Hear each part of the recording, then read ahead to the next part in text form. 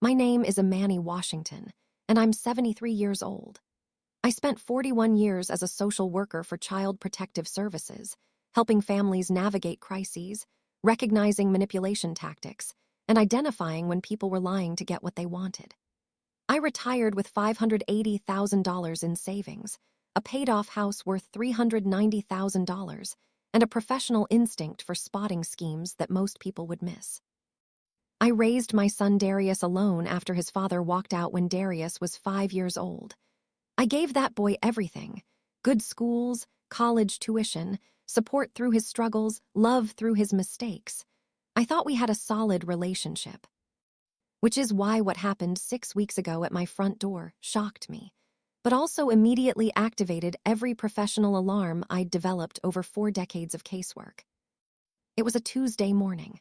I just finished breakfast and was settling in to read the newspaper when my doorbell rang.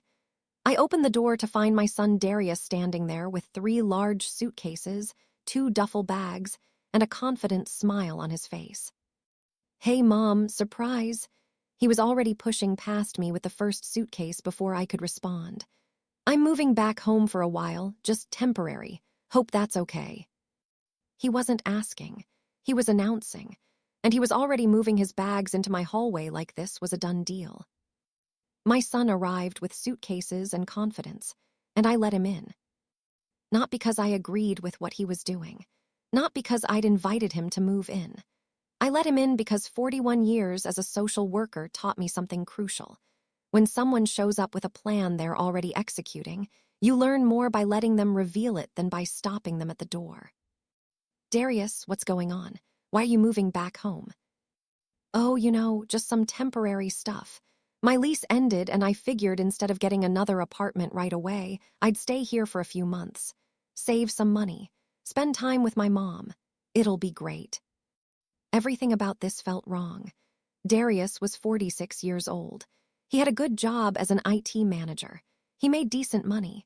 His lease ending wasn't a surprise that would require showing up at my door with all his belongings unannounced. "Darius, you didn't call first. You didn't ask if this was okay. You just showed up." "Mom, it's your house. I'm your son. I didn't think I needed permission." He was already carrying bags upstairs to what used to be his childhood bedroom. "Besides, this is going to work out great. I'll help you around the house. We can spend quality time together. And Mom, honestly, at your age, you could probably use someone living here, in case something happens." There it was, the subtle suggestion that I needed him here, that at 73, I was too old or vulnerable to live alone safely. I'm a social worker. I spent 4 decades listening to adult children explain why they needed to move in with elderly parents. Sometimes it was genuine. The parent really did need help. But often it was about the adult child needing something: money, free housing, access to assets. And in my professional experience, the ones who showed up with suitcases and confidence, acting like the move-in was already decided, were usually the ones with hidden agendas. My son arrived with suitcases and confidence. I let him in. And over the next hour, as I watched him unpack and settle into my house like he owned it, I started recognizing patterns I'd seen 100 times in my casework. Darius didn't just bring clothes. He brought furniture, a new desk, a gaming setup, shelves full of belongings. This wasn't a temporary stay. This was a permanent move disguised as temporary. He also immediately started talking about changes to my house. "Mom, we should convert the garage into a home office. I could work from there. And it would add value to the house." "Darius, I don't want to convert my garage." "But think about it. When you eventually sell this place, a home office would make it worth more. I'm thinking long-term here." When I eventually sell, not if, when, like it was inevitable that I'd be selling my house. "Mom, we should also update the kitchen. Those cabinets are so outdated. I know a contractor who could do it cheap." "I like my kitchen the way it is." "But Mom, modernizing would increase the property value.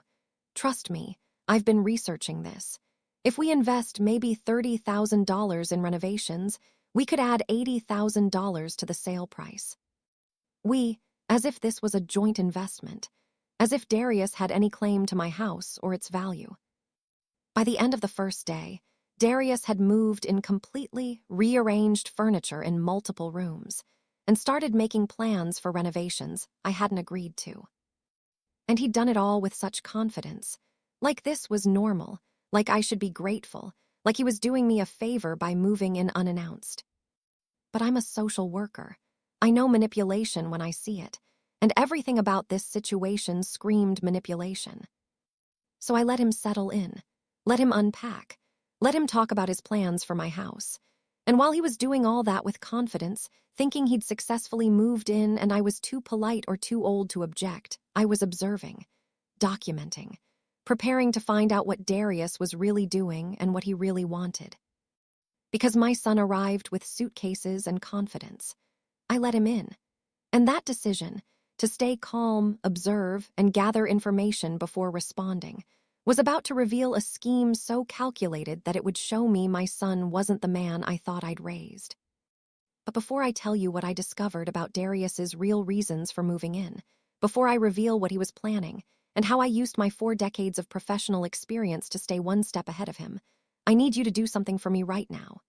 Hit that subscribe button. Click it now.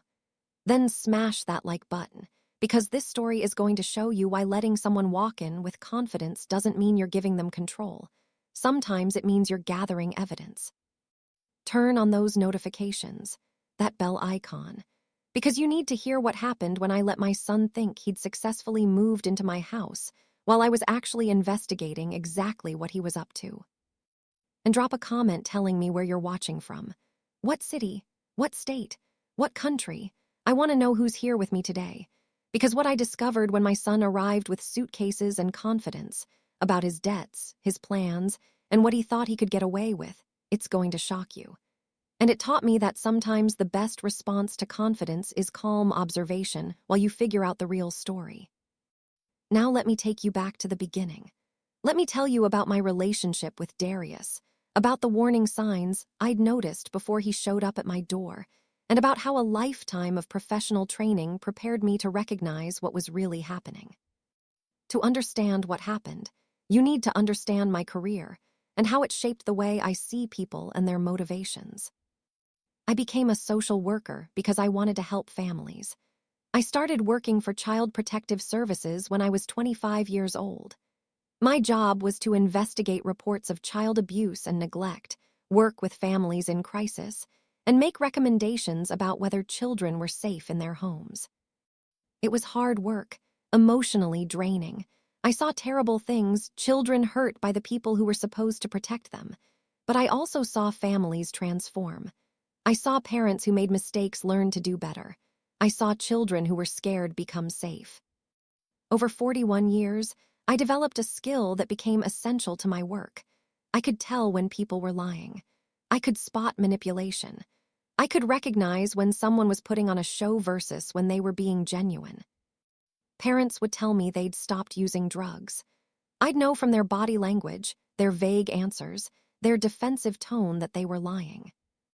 Relatives would say they wanted to take in a child because they loved them. I'd recognize from their questions about the child's social security benefits that they were actually motivated by money. People would claim they were victims of circumstances beyond their control. I'd see through their stories to the choices they'd made that created their situations. This skill, reading people, spotting lies, recognizing hidden agendas, became second nature.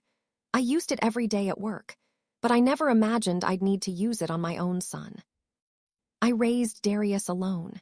His father, Marcus, left when Darius was 5.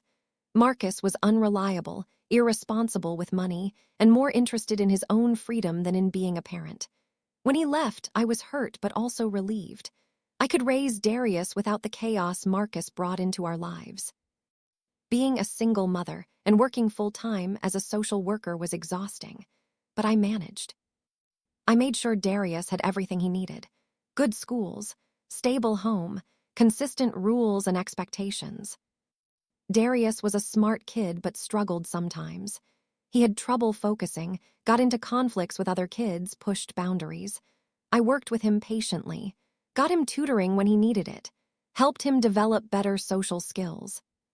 When Darius was in high school, he got into computers. He was talented with technology, could fix problems, understood systems. He went to college for information technology and got his degree. After college, Darius got a good job as an IT manager for a mid-sized company. He made about $75,000 a year, decent money. He got his own apartment, started his adult life. I was proud of him, thought I'd raised a son who was responsible and independent. But over the years, I started noticing things. Little things that bothered me but that I tried not to read too much into. Darius spent money freely. Always had the newest phone, the latest gaming system, expensive clothes. He took vacations he probably couldn't afford. He drove a new car every few years. Darius, are you saving anything? Building an emergency fund? Mom, I'm fine. I make good money. I can afford to enjoy life. But what about retirement? Are you contributing to your 401k? I'll worry about that later. Right now, I'm young. I want to enjoy myself. It bothered me, but Darius was an adult. He could make his own financial choices. Then, about 4 years ago, Darius started asking to borrow money. Mom, can you lend me $2,500? Just until my next paycheck. I had some unexpected expenses. I lent it. He paid it back 2 months later. Mom, I need $4,000. My car needs repairs and I'm short this month. I lent it. He paid it back eventually, but it took 4 months. Over 4 years, Darius borrowed about $22,000 from me. He always paid it back, but it usually took months, and the amounts kept getting bigger. Then, about 8 months ago, Darius asked for $15,000. Mom, I need help. I'm behind on some bills. I just need to catch up and then I'll be fine. Darius, you're 46 years old. You make $75,000 a year. How are you behind on bills? I had some unexpected expenses. Medical bills, car problems, stuff like that. What medical bills? What car problems? He was vague, couldn't give me specifics. Just said he needed help and promised to pay me back. I said no. Darius, I've lent you $22,000 over the past 4 years. You always pay it back, but it takes months. And you keep needing more. Something's wrong with how you're managing your money. I can't keep bailing you out. He was upset. I can't believe you're saying no. You have plenty of money. You're just sitting on it while your own son struggles. I'm not sitting on it. It's my retirement savings. Darius, you need to cut your expenses and live within your means. You're being selfish. Family is supposed to help family. After that conversation, Darius became distant. He'd call less frequently. When we did talk, he was short with me, like he was still upset about me refusing to lend him money. Then, about 3 months ago, something shifted. Darius started calling more often again, started being friendlier, started asking about my health, my house, my life. Mom, how are you doing? Are you taking care of yourself? I'm fine, Darius, same as always. But Mom, you're 73 now.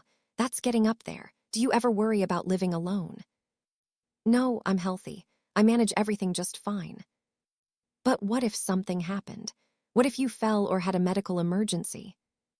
I have a phone. I have neighbors. I have emergency contacts. Darius, I'm fine. But he kept bringing it up. Every conversation, he'd mention my age, my living alone, the potential risks. And he started talking about my house. Mom, your house is worth a lot now, right? The neighborhood's really improved. I haven't had it appraised recently, but yes, property values have gone up. Have you thought about what you'll do with it? I mean, eventually. Eventually when? You know, when you're older, when you can't maintain it anymore.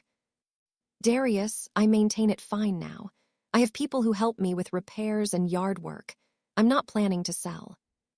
But someday you might need to. Have you thought about that? I had thought about it. My house was paid off. It was worth about $390,000 based on recent sales in my neighborhood. Combined with my $580,000 in savings, I had nearly $1 million in assets. And Darius, I was starting to realize, was very interested in those assets. Then, 6 weeks ago, Darius showed up at my door with suitcases and confidence. He didn't call ahead, didn't ask permission, just arrived with all his belongings and announced he was moving in temporarily.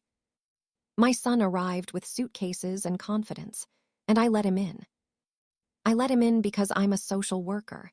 I've seen this pattern before: adult children who move in with elderly parents temporarily and then never leave, who start making changes to the parents' house, who begin inserting themselves into the parents' financial decisions, who slowly take over the parents' life.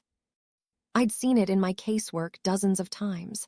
I'd helped elderly people protect themselves from it, and now it was happening to me.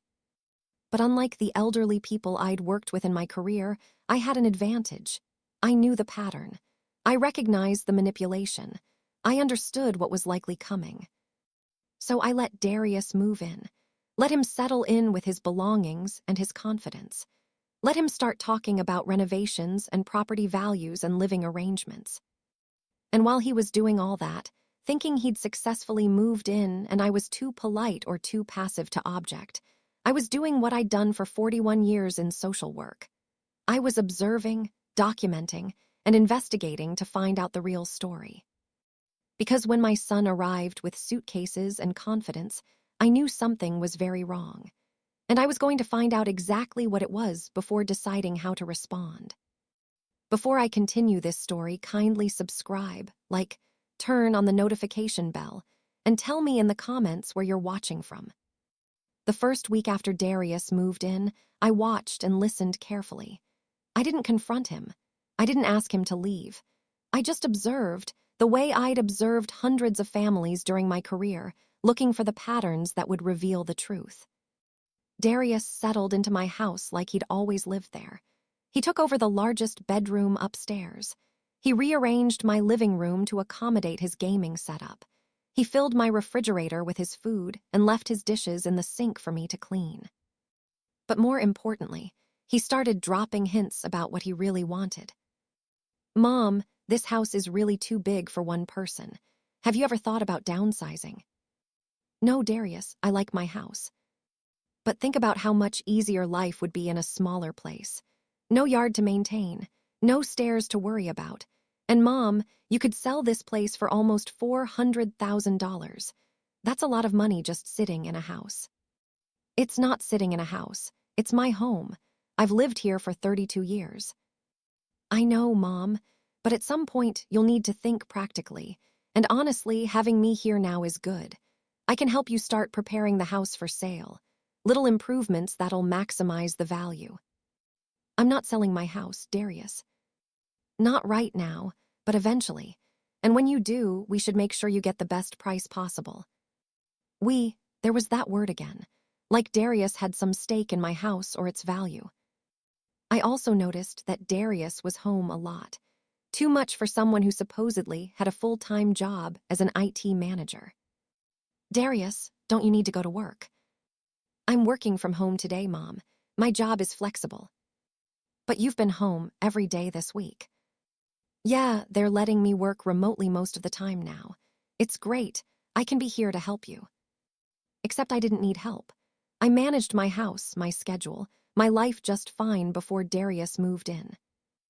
On day 8, something happened that confirmed my suspicions that Darius wasn't being honest about his situation. I came home from grocery shopping to find Darius on my house phone, packing in the kitchen, having an intense conversation. "I told you I need more time. I'm working on it." He saw me and lowered his voice. "Look, I can't talk right now. I'll call you back." He hung up quickly, looking flustered. "Who was that?" I asked. "Just a friend. Nothing important." "Darius, why were you using my house phone? You have a cell phone." "My phone died. I needed to make a call. Is that okay?" His defensiveness told me there was more to the story. So that evening, when Darius went out, he said he was meeting a friend. I did something I'd never thought I'd do with my own son. I checked the call history on my house phone. The number Darius had called was a debt collection agency. I recognized the name from my years in social work. I'd helped many families dealing with collectors. I wrote down the number. Then I did something else. I went into Darius's room, the room that used to be his childhood bedroom but was now filled with his adult belongings, and I looked around. I wasn't snooping randomly. I was investigating, the way I'd investigated situations in my professional life when something didn't add up. I found what I was looking for in a stack of papers on his desk. Bills, collections notices, legal documents. Darius wasn't just in debt, he was drowning. Credit card statements showing balances of $32,000, $28,000, $19,000 across multiple cards, all maxed out. Personal loan statements showing he owed $45,000 on a loan at 18% interest.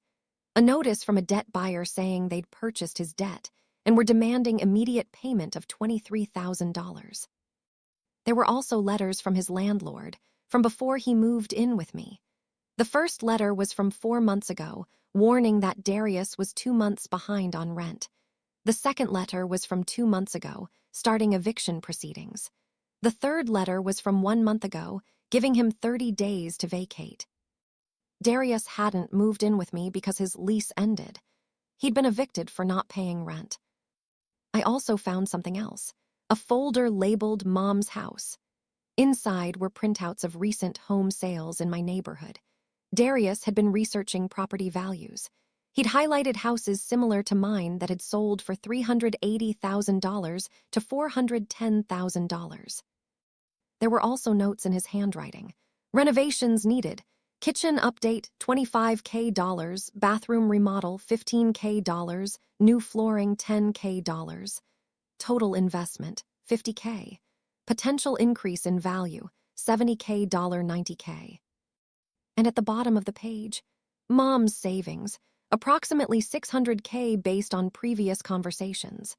Combined with house sale, roughly $1 million total assets. Need to position myself as necessary for her care to gain access. I read that line 3 times. Need to position myself as necessary for her care to gain access. Darius had a plan. Move in with me, convince me I needed him, make himself indispensable, and then somehow gain access to my assets, my savings, and my house. I took photos of everything with my phone. Then I carefully put all the papers back exactly as I'd found them. When Darius came home that evening, I was sitting in the living room reading a book, acting like nothing had happened. "Hey, Mom, how was your day?" "Fine, Darius. How was your evening?" "Good, just caught up with an old friend." He was lying, and I knew it, but I didn't confront him, not yet. Over the next 2 weeks, I continued observing and gathering information. I called a friend who worked in social services and asked her to help me run a background check on Darius's financial situation, something I'd never thought I'd need to do with my own son. What she found was worse than what I discovered in his room. Darius had over $180,000 in total debt. Credit cards, personal loans, unpaid medical bills, even unpaid taxes. He'd been living far beyond his $75,000 salary for years, and it had all caught up with him. But there was more. Darius had lost his job, not recently, 6 months ago. The working from home story was a lie. He wasn't working at all. He'd been unemployed for 6 months, and his unemployment benefits had run out 2 months ago. That's why he'd been evicted. That's why debt collectors were calling. That's why he'd moved in with me. He needed free housing. He needed to avoid collectors. And based on those notes I'd found, he was planning to somehow get access to my money to solve his financial crisis. I also discovered something else through my friend's investigation. Darius had been researching elder care laws, conservatorship, and power of attorney. He'd visited websites about how to help aging parents manage their finances. He'd looked into how to sell a house when the owner was no longer capable of making sound decisions. Darius was building a strategy. The same kind of strategy I'd seen adult children use with elderly parents in my social work cases. Move in and establish yourself as the caregiver. Start making suggestions that the parent is declining, too old to live alone, too confused to manage finances, too vulnerable to make good decisions. Slowly take over more aspects of the parent's life. Eventually gain legal control through power of attorney or conservatorship. And then access the parent's assets. Sell the house, transfer savings, use the money to solve your own problems while claiming it's all for the parent's care. I'd seen it happen. I'd fought against it in my professional work, and now my own son was trying to do it to me. 3 weeks after Darius moved in, he started the next phase of his plan. "Mom, I've been thinking. You should add my name to your bank accounts. Just in case something happens to you. That way I could access money to help you if there was an emergency." "Darius, if there's an emergency, I can access my own money." "But what if you're in the hospital? What if you can't get to the bank?" "Mom, I'm just trying to plan ahead. It's the responsible thing to do.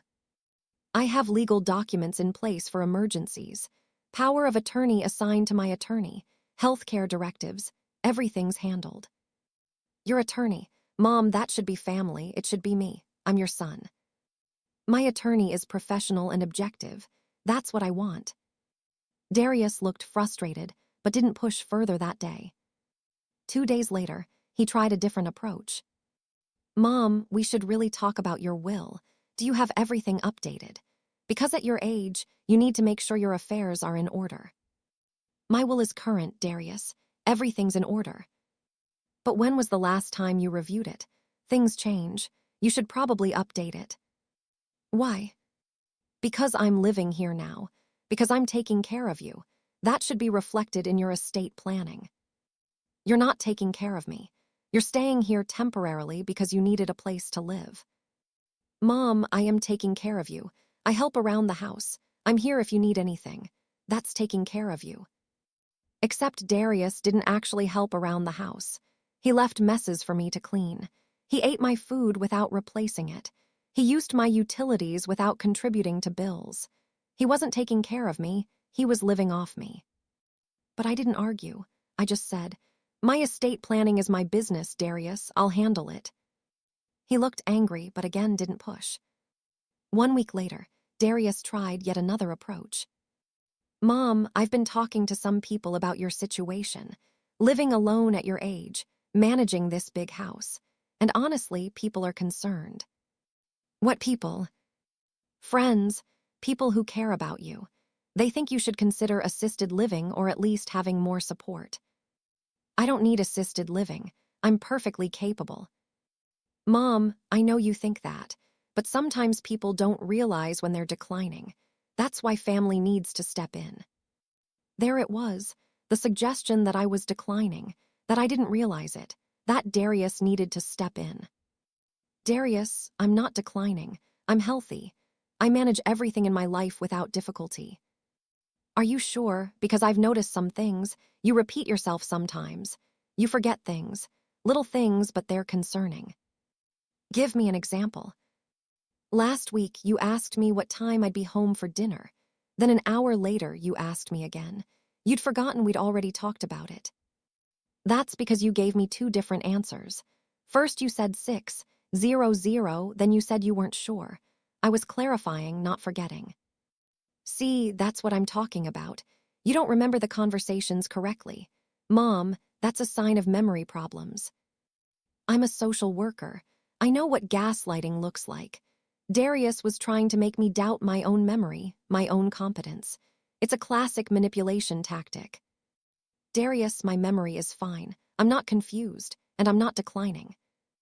"Okay, Mom, if you say so." But he said it in a tone that implied he didn't believe me, that he thought I was in denial about my own decline. That evening, after Darius went to bed, I did something I'd been planning. I called my attorney, a woman named Patricia Whitmore who'd handled my legal affairs for 20 years. "Patricia, I need to talk to you about a situation with my son." I explained everything. Darius moving in unannounced, his financial situation, his suggestions that I was declining, his attempts to get access to my accounts, and his questions about my will, the notes I'd found about positioning himself to gain access to my assets. Patricia listened carefully. Imani, this is elder financial exploitation. Darius is building a case to take control of your assets. You need to protect yourself. What should I do? First, get a comprehensive cognitive evaluation. Document that you're completely competent. Second, make sure all your legal documents are current and secure. Will, power of attorney, healthcare directives. Third, secure your financial accounts. Make sure Darius can't access them. And Imani, you need to consider asking him to leave. I know, but Patricia, if I ask him to leave now, he'll just escalate. He'll start telling people I kicked him out because I'm confused or paranoid. I want to handle this strategically, the way I handled difficult cases in my career. What are you thinking? I want to let him continue what he's doing while I gather more evidence. I want to document his manipulation, his lies, his real financial situation. And then I want to confront him with everything at once, show him I know exactly what he's been planning and give him a choice. Leave voluntarily and with dignity or face consequences. That's risky. The longer he stays, the more established he becomes in your house. And if he's planning something more aggressive, like filing for conservatorship, you need to be ahead of him, not reacting to his moves. I am ahead of him. I know what he's planning. I'm documenting everything. And I'm getting the cognitive evaluation and securing my documents like you suggested. But I want him to reveal his full plan before I respond. All right, but Imani, be careful. You're dealing with someone who's desperate and who sees you as a solution to his problems. Desperate people do desperate things. Over the next 2 weeks, I followed Patricia's advice. I had a comprehensive cognitive evaluation by a neuropsychologist. I scored in the 95th percentile for my age. My memory, reasoning, and judgment were all excellent. I reviewed and updated all my legal documents. I added additional protections to make sure Darius couldn't override my wishes or access my assets without proper documentation. I also started documenting every interaction with Darius. I kept a journal of his comments about my supposed decline, his suggestions that I needed help, his attempts to insert himself into my financial affairs. And I continued letting him think his plan was working. 5 weeks after Darius moved in, he made his boldest move yet. I came home from the grocery store to find Darius sitting at my kitchen table with another man, a stranger I'd never seen before. Mom, perfect timing. This is Richard Sterling. He's a financial advisor. I asked him to come over to talk to you about your retirement planning. I looked at this stranger in my kitchen, at Darius, who'd invited him into my house without asking me, at the folders and papers spread out on my table. Darius, who is this person and why is he in my house? Richard Sterling stood up, extending his hand with a professional smile. Mrs. Washington, it's lovely to meet you. Your son has been telling me about your financial situation. I specialize in helping seniors optimize their retirement assets. I thought we could discuss some strategies that might benefit you. I didn't ask for a financial advisor. Darius, you invited this man into my house without my permission. Mom, I'm trying to help you. You have a lot of money just sitting in savings accounts earning almost nothing. Richard can help you invest it properly. My money is invested properly. I have a financial advisor. I don't need another one. But Mom, Richard specializes in elder financial planning. He understands the unique needs of people your age. Richard Sterling jumped in. Mrs. Washington, I understand this is unexpected, but your son is right to be thinking about your financial future. At your age, proper planning is essential. Why don't we sit down and I can explain some options that might interest you? I looked at Darius, at this stranger he'd brought into my home, and I made a decision. No, I want you to leave my house now.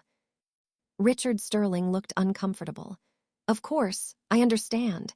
Here's my card if you change your mind. I won't change my mind. Please leave. After Richard Sterling left, I turned to Darius. What was that? I was trying to help you. Mom, you're not managing your money effectively. Richard could help you. I didn't ask for help.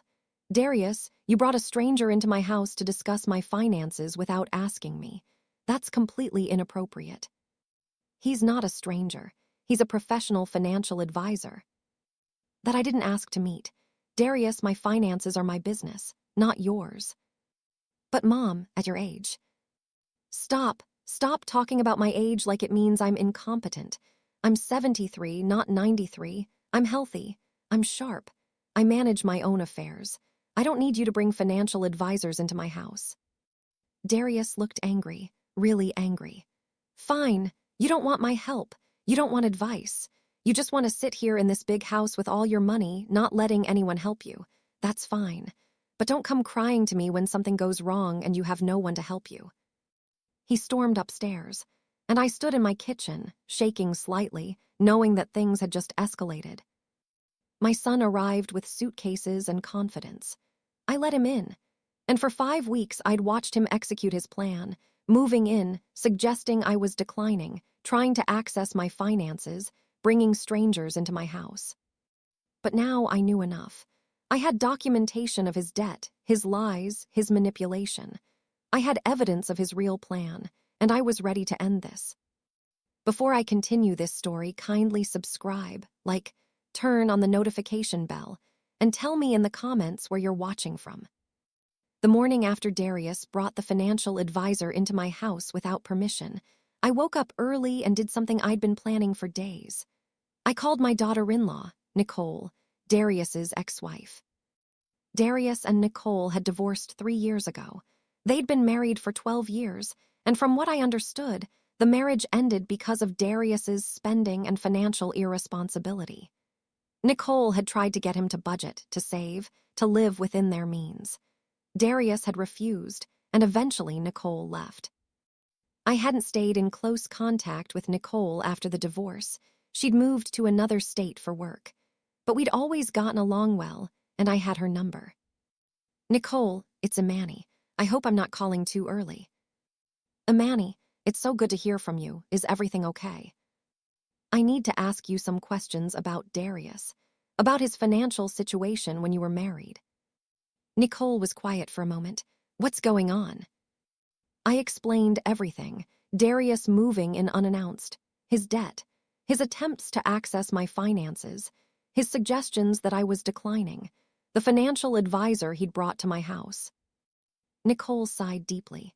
Imani, I'm so sorry. I should have warned you this might happen. What do you mean? Darius did the same thing to my mother. About a year before our divorce, he convinced me we should move in with her to help her out. My mom was only 68, completely healthy, living alone after my dad died. But Darius kept saying she needed family around, that we should be there for her. What happened? We moved in, and within 2 months, Darius was trying to get my mother to add him to her bank accounts, suggesting she should sell her house and downsize, talking about how she needed help managing her money. My mom saw right through it and kicked us out. That's when I started really looking at Darius's spending and realized how much debt he'd hidden from me. It was the beginning of the end of our marriage. Did Darius ever acknowledge what he was trying to do? Never. He claimed he was just trying to help, that my mom was ungrateful, that I didn't understand his good intentions. But Imani, he was drowning in debt even then. He was looking for anyone who could bail him out. When my mom refused, he started borrowing from friends, taking out more credit cards, getting personal loans. By the time we divorced, he owed over $100,000. I have no idea how much worse it's gotten since then. It's gotten much worse. He's at least $180,000 in debt now. He lost his job 6 months ago. He was evicted from his apartment. Nicole, he's desperate. Then you need to be very careful. When Darius gets desperate, he becomes manipulative. He'll lie, he'll guilt trip, he'll make you feel like you're the problem for not helping him. Imani, you need to get him out of your house before he does something more aggressive. I'm working on it, but I want to handle this strategically. Just be careful. And Imani, document everything. Because if Darius is anything like he was with me, he'll try to turn this around and make himself look like the victim. After talking to Nicole, I felt more certain about what I needed to do. But I also decided to gather one more piece of evidence. That afternoon, while Darius was out, he said he had a job interview. Though I suspected he was avoiding me, after our confrontation about the financial advisor, I went back into his room. I found his laptop sitting on his desk, partially open. I knew I was crossing a line, but I also knew I needed to understand the full extent of his plan. The laptop wasn't password protected. I opened it and found exactly what I was looking for: his browsing history and saved documents. Darius had been researching more than just elder care laws. He'd been on forums where people discussed how to help aging parents. But the advice being shared wasn't about genuine help. It was about manipulation. One thread was titled, "How to Convince Elderly Parent to Add You to Their Bank Account." The responses included strategies like emphasize their age and vulnerability, suggest they're forgetting things, position yourself as the responsible child who's looking out for them. Another thread, elderly parent refuses to sell house, how to change their mind. Responses suggested get them to see the house as too much work, emphasize the financial benefits of downsizing, make them feel guilty about holding onto assets that could benefit the family. Darius had bookmarked these threads. He'd saved screenshots. He was following a playbook for financial exploitation. I also found a document titled Mom Plan on his desktop. I opened it. The document was chilling. It laid out a step-by-step strategy. Phase 1, establish presence in-house. Move inciting temporary need. Make self indispensable through helping with tasks, even if creating tasks that need help. Duration, 1 to 2 months. Phase 2, build narrative of mom's decline. Make subtle suggestions about memory issues, confusion, inability to manage complex tasks. Do this in front of others to create witnesses. Duration, 2-3 months. Phase 3, gain access to financial accounts. Suggest joint account access for emergencies. If mom refuses, escalate concern about her ability to manage money. Possibly bring in professional financial advisor, elder care specialist to recommend mom needs help. Duration, 1-2 months. Phase 4, if Phase 3 unsuccessful, consider legal options. Consult attorney about conservatorship. Would need medical documentation of incompetence. Could hire doctor to evaluate mom and diagnose cognitive decline. Cost, approximately $5,000 for compliant doctor. Worth it to access $580,000 in savings plus $390,000 house value. Goal, gain control of mom's assets to pay off debt, $180,000. Establish financial stability, possibly keep remaining funds for future security. Timeframe, 6-9 months total. I read the document twice, feeling sick. This wasn't a desperate son making poor choices. This was a calculated plan to exploit me, complete with timelines, strategies, and even the willingness to pay a doctor to falsely diagnose me with cognitive decline. I took photos of everything: the browsing history, the saved forum threads, the mom plan document. Then I closed the laptop and left everything exactly as I'd found it. That evening, Darius came home and acted like nothing had happened. He was friendly, helpful, asking about my day. "Hey, Mom, how was your day? Did you need any help with anything?" "No, Darius. I managed fine, like always." "Well, I'm here if you need me. That's what family does. We help each other." The words sounded caring, but I knew what they really meant. Darius was executing Phase 1 of his plan, establishing presence and making himself seem indispensable. Over the next week, Darius continued following his playbook. He started doing tasks around the house, things I'd been managing fine on my own, and then making a big show of how much he was helping me. "Mom, I reorganized the garage for you. It was such a mess. You must have been having trouble finding things." The garage hadn't been a mess. It was organized the way I liked it. Now it was organized Darius' way, and I couldn't find anything. "Mom, I noticed you forgot to pay the electric bill. It was sitting on the counter. Good thing I'm here to catch these things." I hadn't forgotten. The bill wasn't due for another week. I always paid bills on the due date, not early. But Darius took the bill and paid it himself, then told me he'd handled it because I'd forgotten. He was creating a narrative, building evidence that I needed him, that I was forgetting things, that I couldn't manage without him. And he started doing this, in front of other people. My neighbor Carol came over for coffee one morning. Darius was there, and he made a point of saying, "Mom, did you remember to take your medication this morning? You sometimes forget." I don't take any daily medication, but Carol didn't know that. She looked at me with concern, as if Darius' quote-s comment confirmed I was having problems. "I don't take daily medication, Darius. You know that." "Oh, that's right. I was thinking of your vitamins. You forget to take those sometimes." Again, not true. But now Carol had heard Darius suggest twice that I forget things. It was deliberate, strategic, exactly like the forum posts I'd seen on his laptop create a narrative of decline in front of witnesses. 2 weeks after I found the mom plan document, Darius made his next major move. He invited my cousin Loretta over for dinner. Loretta was 71, lived alone, and sometimes worried about me living alone too. Darius knew this. During dinner, Darius brought up my situation repeatedly. "Aunt Loretta, don't you think Mom's house is too big for her? I worry about her managing it all by herself." "Well, it is a large house, Imani, but you seem to manage fine." "That's because I'm here now to help," Darius jumped in. "But before I moved in, Mom was struggling. Weren't you, Mom? You told me it was getting hard to keep up with everything." I never said that, but now Loretta was looking at me with concern. "Actually, Loretta, I managed everything just fine before Darius moved in, and I still manage fine." "Mom, you don't need to be proud. It's okay to admit you need help. That's why I'm here." After Loretta left, I confronted Darius. "Why did you tell Loretta I was struggling before you moved in? That's not true." "Mom, I'm worried about you. You live in denial about how much you're declining." "I'm not declining."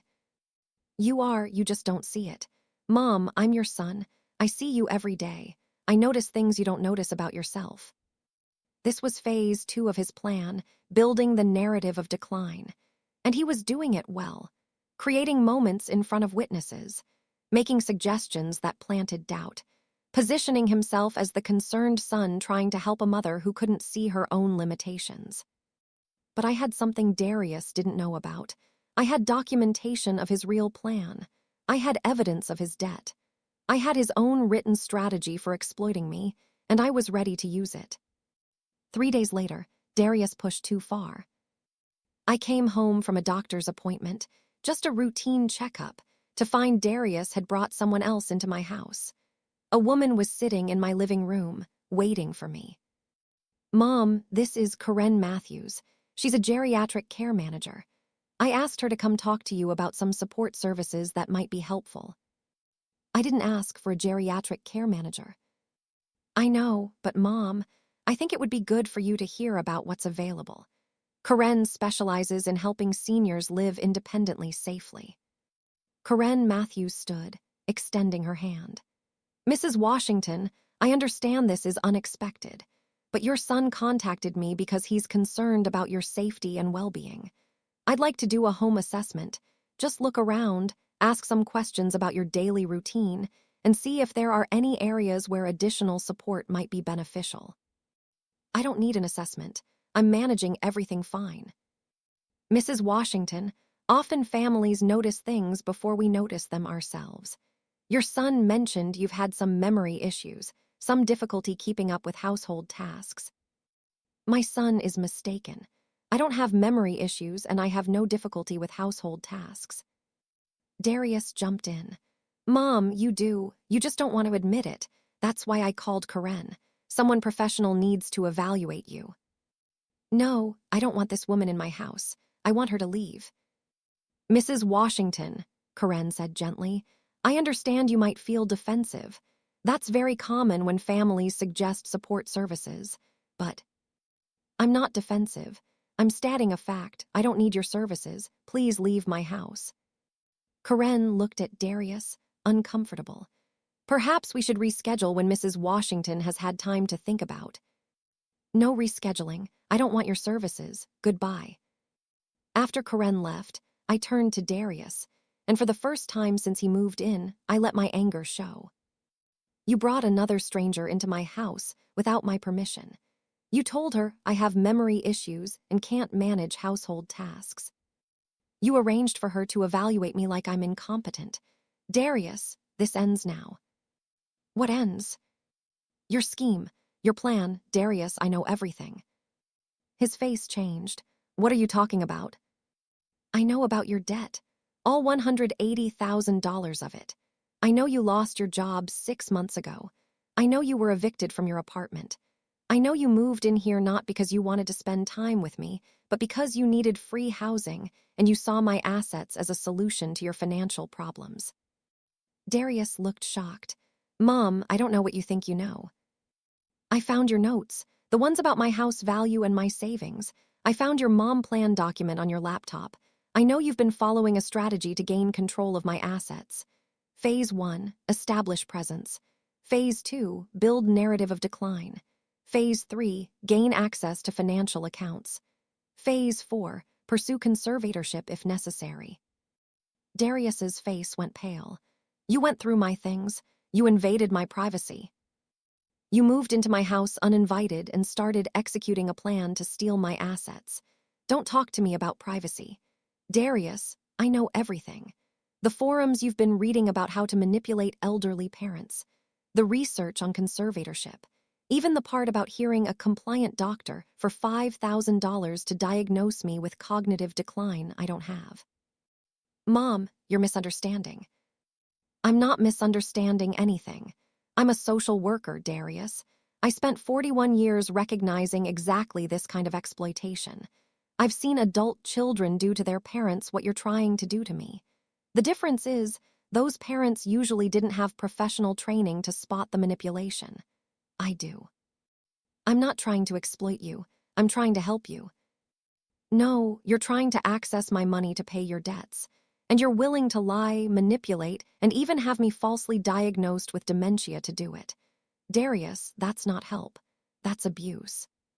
Darius stood there, caught between denial and desperation. And I could see him making a decision. He was going to try one more manipulation. Okay, Mom, you're right. I do have financial problems, bad ones. And yes, I was hoping maybe you could help me. Is that so wrong? I'm your son. I'm drowning and you have the resources to save me. But instead of helping, you're accusing me of trying to abuse you. I've already helped you. I gave you $22,000 over 4 years. I paid for your education. I gave you the down payment on your first house. Darius, I've helped you plenty. What I won't do is give you access to my entire life savings so you can pay off debt you created through your own irresponsible choices. So you'd rather watch me lose everything. You'd rather let your own son go bankrupt, lose his credit, maybe even end up homeless. What kind of mother does that? The kind of mother who understands that bailing you out won't help you. It'll just enable you to continue making bad financial choices. Darius, you're 46 years old. You need to solve your own problems. I can't, don't you understand? I'm too far in debt, I need help. Then get a job. Work out payment plans with your creditors. File for bankruptcy if you need to. But you don't get to solve your problems by stealing from me. Darius's face hardened. Fine, you want to play it this way. We'll see how it goes. Mom, you're 73 years old. You're showing signs of cognitive decline whether you want to admit it or not. And when people hear about how you're accusing your own son, who moved in to help you, of trying to steal from you, they're going to wonder if you're experiencing paranoid delusions. They're going to question your competence. Are you threatening me? I'm stating facts. Mom, you've isolated yourself. You kicked out the financial advisor who could have helped you. You refused the geriatric care manager who wanted to assess your needs. You're becoming paranoid about people trying to help. That's concerning behavior. That's the kind of thing that makes people wonder if someone needs protection from their own poor judgment.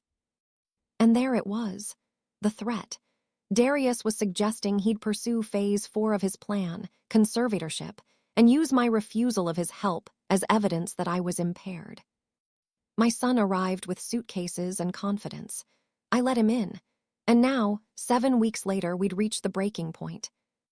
Before I continue this story, kindly subscribe, turn on the notification bell, and tell me in the comments where you're watching from.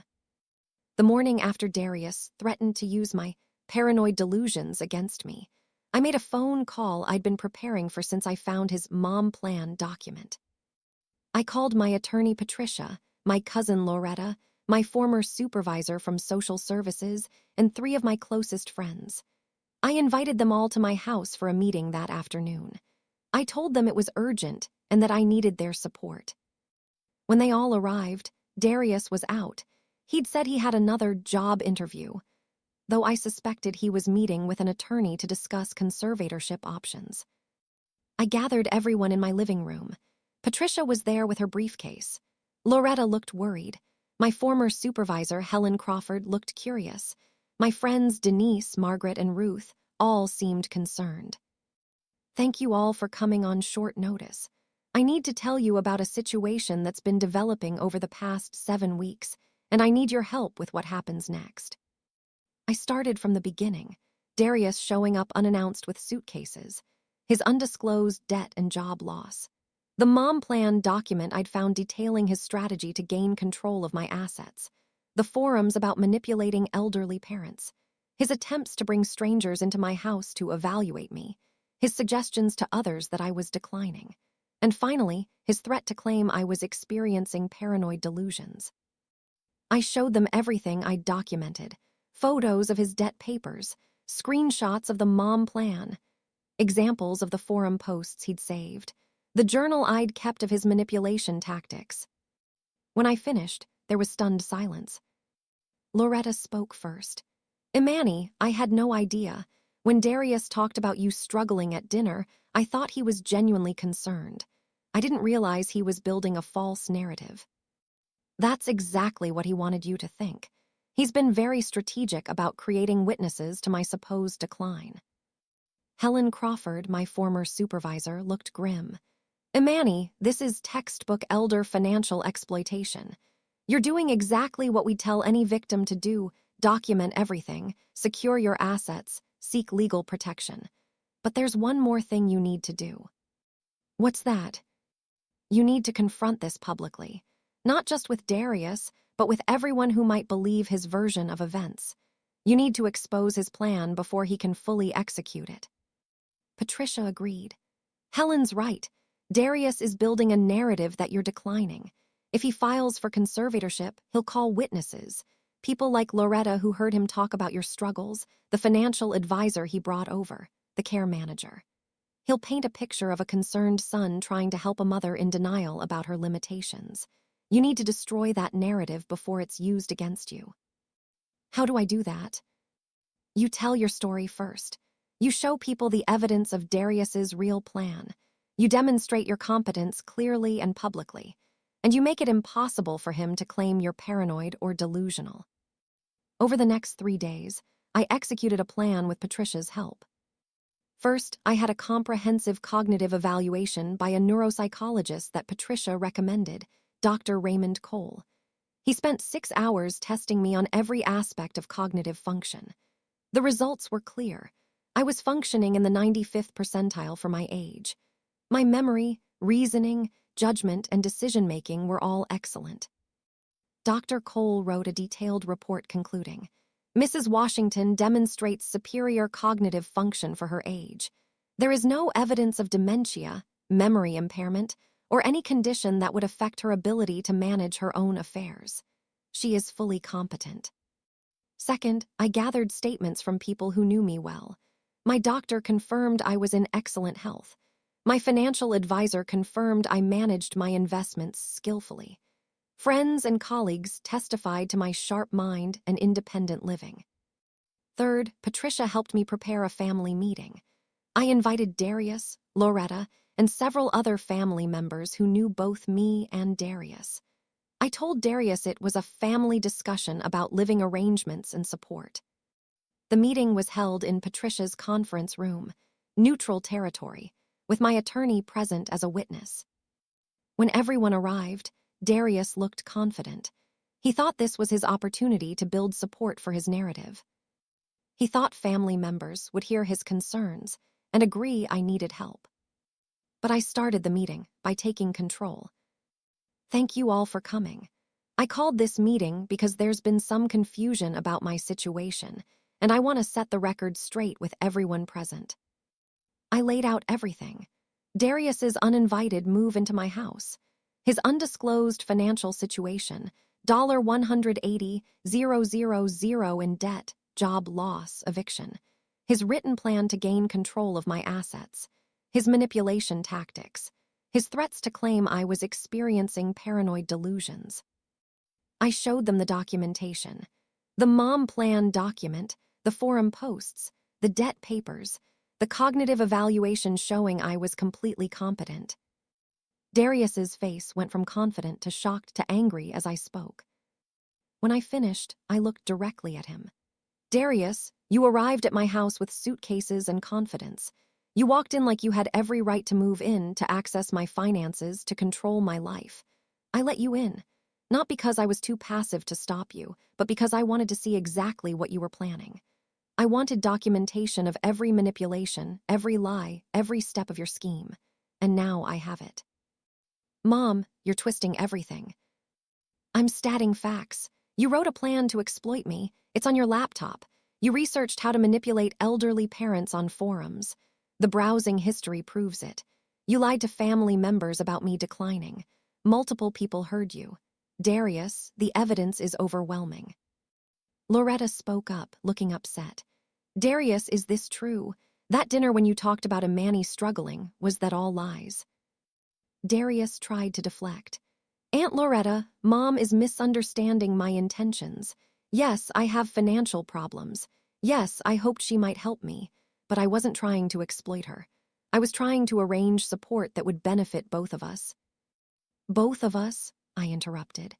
Your plan said you wanted to access $580,000 in savings plus $390,000 house value to pay your debts. How does that benefit me? You'd benefit from proper financial management, from having family support, from being declared incompetent so you could control my money. Darius, your plan included hiring a doctor to falsely diagnose me with cognitive decline. That's not support. That's fraud. Patricia spoke up. Mr. Washington, your mother has asked me to present you with two options. You can hear them now, or we can end this meeting and pursue legal action. Which would you prefer? Darius looked trapped. What options? Option 1, you move out of your mother's house voluntarily within 7 days. You sign a document agreeing that you have no claim to her assets, that you will not pursue conservatorship or any other legal action to control her affairs, and that you will not spread false information about her cognitive state. In exchange, your mother will not pursue legal action against you for the fraud you've committed, and she'll agree to loan you $25,000 at 0 interest to help with your most pressing debts. You'll have 10 years to repay it. Darius looked shocked. She'd give me $25,000. A loan, not a gift, with a formal repayment agreement. If you default, she can pursue collection. But this gives you some financial breathing room to address your situation responsibly. What's option 2? Your mother files a police report for fraud, theft by deception, and attempted elder financial exploitation. She also files for a restraining order prohibiting you from contacting her or coming near her property. She publishes the evidence of your scheme, the mom plan document, the forum posts, everything, to family, friends, and on social media so everyone knows what you tried to do. You face potential criminal charges, civil lawsuits, and complete destruction of your reputation. And you get no financial help whatsoever. Darius looked around the room. Every face was turned toward him. Loretta looked disappointed. Helen looked disgusted. My friends looked angry. Even the family members who'd come in sympathetic to Darius now looked at him differently. This isn't fair, Darius said quietly. I'm your son. I made mistakes, but I'm drowning. I needed help. You needed help, so you tried to steal from me, I said. Darius, if you'd come to me honestly, told me about your job loss, your debt, asked for advice or limited assistance, we could have worked something out. But you didn't do that. You moved in with a plan to exploit me. You lied to people about my cognitive state. You were willing to have me falsely diagnosed with dementia. Those weren't mistakes. Those were calculated choices. What would you have done if I'd asked honestly? You already said no when I asked for $15,008 months ago. I said no to enabling your irresponsible spending. But if you'd come to me and said, Mom, I lost my job, I'm in serious debt, I need help creating a plan to get back on track, I would have helped you. Not by giving you hundreds of thousands of dollars, but by helping you budget, find work, negotiate with creditors. Real help. Not the kind of help that involves me giving up my independence and my assets. Darius was quiet for a long moment. Then he said, If I take option 1 and move out, where am I supposed to go? I don't have money for rent.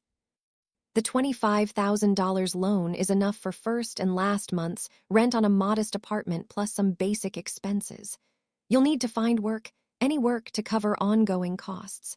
And you'll need to work with your creditors on payment plans. It won't be easy, but it's a path forward. And if I don't sign the agreement, if I refuse to move out? Patricia answered. Then your mother begins eviction proceedings.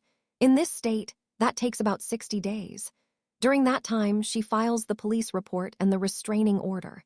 The evidence of your fraud becomes public, and you still end up with no housing and no financial help, but also with criminal charges and a destroyed reputation. Darius looked defeated. This is blackmail. No, I said firmly. This is me protecting myself from someone who tried to exploit me. You have 2 choices, Darius. Take responsibility, accept help on reasonable terms, and rebuild your life. Or refuse, face consequences, and get nothing. Choose. Darius sat in silence for several minutes. Everyone waited. Finally, he looked up at Patricia. I'll take option 1. I'll sign the agreement. Over the next week, Darius moved out of my house. He found a small 1-bedroom apartment in a less expensive neighborhood. I gave him the $25,000 loan as agreed, but with a formal promissory note, repayment schedule, and consequences for default. He signed the agreement stating he had no claim to my assets and would not pursue any legal action to control my affairs. He also signed a statement acknowledging that I was fully competent and that his previous suggestions otherwise were false. The day he moved out, Darius stood in my driveway loading the last of his belongings into a rental truck. I walked out to say goodbye. Mom, I'm sorry. I know I've said that before, but I mean it. I was desperate and I made terrible choices. I convinced myself I was entitled to your help because I'm your son. I forgot that you're a person with your own life and your own rights. Darius, desperation doesn't excuse what you did. You didn't just ask for help and get told no. You created a detailed plan to exploit me. You were willing to have me declared incompetent. You researched how to manipulate me like I was a mark instead of your mother. I know, and I'll regret it for the rest of my life. Mom, can I ask you something? What? Why did you let me in? When I showed up with my suitcases that day, why didn't you just turn me away? Because I needed to know what you were planning. If I'd refused to let you in, you would have just tried a different approach. But by letting you move in and watching what you did, I gathered evidence of your entire scheme. I documented everything. And when you finally made your threat about pursuing conservatorship, I had everything I needed to stop you. You were investigating me the whole time. I was protecting myself. Darius, I'm a social worker. I spent 4 decades recognizing exploitation and manipulation. Did you really think I wouldn't see what you were doing? I thought because you were my mother, you'd give me the benefit of the doubt, that you'd believe I was trying to help. I'm your mother, but I'm also a professional who knows how these schemes work. You underestimated me, Darius. You saw a 73-year-old woman living alone and assumed I'd be easy to manipulate. You forgot I spent 41 years protecting vulnerable people from exactly what you tried to do to me. Darius nodded slowly. You're right, I underestimated you completely. Mom, I don't expect you to forgive me, but I want you to know I'm going to take this seriously. The loan, the job search, the budgeting, I'm going to prove I can change. I hope so, because Darius, if you default on the loan or violate any part of our agreement, I will pursue option 2. The police report, the restraining order, all of it. This is your one chance to do things right. I understand. He drove away, and I stood in my driveway, feeling a mixture of sadness, relief, and cautious hope. Over the next year, several things happened. Darius found work, not in IT management initially, but in basic tech support. It paid much less than his previous job, but it was employment. He paid his rent, followed his budget, and made his monthly loan payments to me on time. He also started seeing a financial counselor who helped him negotiate payment plans with his creditors. Slowly, very slowly, he began addressing his debt. We had limited contact.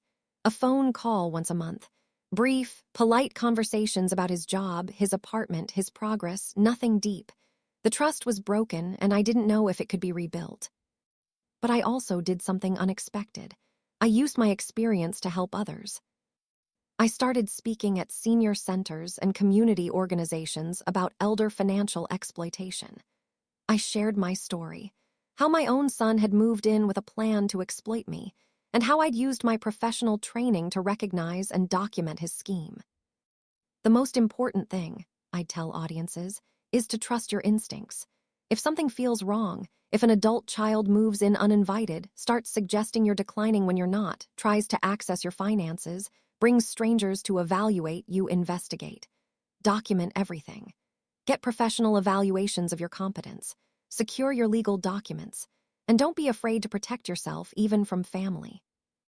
After one presentation, an elderly woman approached me. "Mrs. Washington, my daughter moved in 6 months ago. She says it's to help me, but she's been doing exactly what your son did, suggesting I'm forgetting things, trying to get access to my accounts, talking about how my house is too much for me. I thought I was being paranoid. Your story showed me I'm not." "You're not paranoid. You're recognizing manipulation. What are you going to do?" "I'm going to follow your advice. Get evaluated to prove I'm competent. Document what she's doing. And if necessary, ask her to leave." "Good. You have the right to protect yourself. Don't let anyone, especially not family, convince you that setting boundaries means you're confused or ungrateful." I helped dozens of people over the following year. People whose adult children had moved in uninvited. People whose relatives were pressuring them to sell their homes or give up control of their finances. People who were being told they were declining when they knew they weren't. I taught them the same strategies I'd used. Observe, document, secure your assets, get professional evaluations, and be willing to enforce boundaries even when it's painful. 18 months after Darius moved out, something unexpected happened. He called me on a Tuesday evening. "Mom, I have news. Good news. I got promoted. I'm a senior tech support specialist now. It's not IT management, but it's a step up. Better pay, better benefits." "That's wonderful, Darius. Congratulations." "And Mom, I wanted to tell you, I'm ahead of schedule on the loan repayment. I've been paying extra when I can. At this rate, I'll have it paid off in 7 years instead of 10. "I'm glad to hear that. I also wanted to ask, and you can say no, I'll understand, but would you be willing to have lunch with me sometime? Just to talk. Not about money or the past, just to talk like we used to." I thought about it carefully. Part of me wanted to say no, to keep the distance that felt safe. But another part of me remembered that Darius was still my son, that people can change if they do the work. That forgiveness, when it's earned through consistent changed behavior, is possible. Lunch would be okay, but Darius, I need to be clear about something. I'm willing to rebuild a relationship with you, but it will never be what it was. The trust is damaged. You'll have to earn it back slowly through years of changed behavior, not weeks or months. Years. I understand. Mom, I'm not asking for everything to go back to normal. I'm just asking for a chance to show you I've changed. We had lunch 2 weeks later. It was awkward at first, both of us unsure what to talk about. But eventually, we found safe topics. His work, my volunteer work, books we'd read, shows we'd watched. At the end of lunch, Darius said, "Mom, thank you for giving me this chance. I know I don't deserve it." "You're right, you don't. But Darius, I'm giving you this chance not because you deserve it, but because you've demonstrated over 18 months that you're actually changing. You're working. You're paying your loan. You're living within your means. Actions matter more than words. I'm going to keep proving it. Mom, I promise." 2 years after Darius moved out of my house, I turned 75. He sent me a card with a check inside, an extra loan payment, doubling what he owed that month. The card said, "Mom, 2 years ago I tried to steal your independence and your assets. You stopped me by being smarter and stronger than I gave you credit for. Thank you for that. Thank you for the loan that gave me a fresh start. Thank you for the boundaries that forced me to grow up. And thank you for not giving up on me completely. I'm still working to earn back your trust. Happy birthday. Love, Darius." I called him. "Darius, thank you for the card and the extra payment." "You're welcome. Mom, can I tell you something?" "What?" "Sometimes I think about that day I showed up with my suitcases. I was so confident. I thought I had it all figured out. Move in, execute the plan, gain control of your assets, solve all my problems. I thought you'd be easy to manipulate because you're my mother and you love me." "I do love you, but love doesn't mean letting someone exploit you." "I know that now. Mom, what you did, letting me in, letting me execute my plan while you documented everything, and then confronting me with the evidence, it was brilliant. And it was the kindest thing you could have done." "How was it kind?" "Because you stopped me before I succeeded. If you'd let me actually gain control of your assets, if you'd given in to the manipulation, I would have destroyed both of us. You'd have lost your independence and your money. I'd have wasted it on my debts and then had nothing, plus I'd have destroyed our relationship beyond any possibility of repair. By stopping me, you saved us both." I thought about that. You're right. If I'd given in, it wouldn't have helped either of us. Exactly. Mom, you taught me that real help isn't giving people what they want. It's giving them what they need, even when it's hard. I needed boundaries. I needed consequences. I needed to face my problems instead of expecting you to solve them. You gave me all of that. Now, at 75, I still live in my house. The house Darius wanted me to sell. I still manage my own finances. The $580,000 in savings he wanted to access. I still make my own decisions about every aspect of my life. Darius has paid off nearly half of the $25,000 loan. He lives within his means now. He's rebuilt his credit. He's addressed his debts through payment plans and careful budgeting. We have lunch once a month, a cautious, limited relationship, but a relationship nonetheless. I continue my advocacy work, helping elderly people recognize and protect themselves from family financial exploitation. I share my story at every presentation. My son arrived with suitcases and confidence. I let him in, not because I was passive or naive, but because I was gathering evidence. Sometimes the best way to stop a scheme is to let it reveal itself completely before you respond.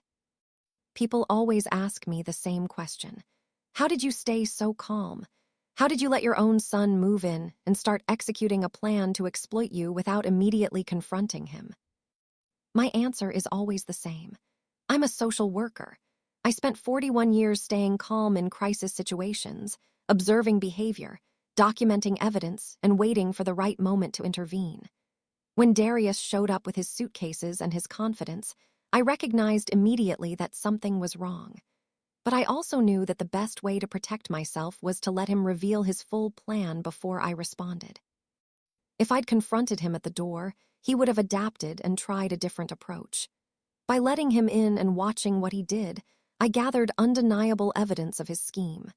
And when I finally did confront him, he had no defense because I had documentation of everything. My son arrived with suitcases and confidence. I let him in.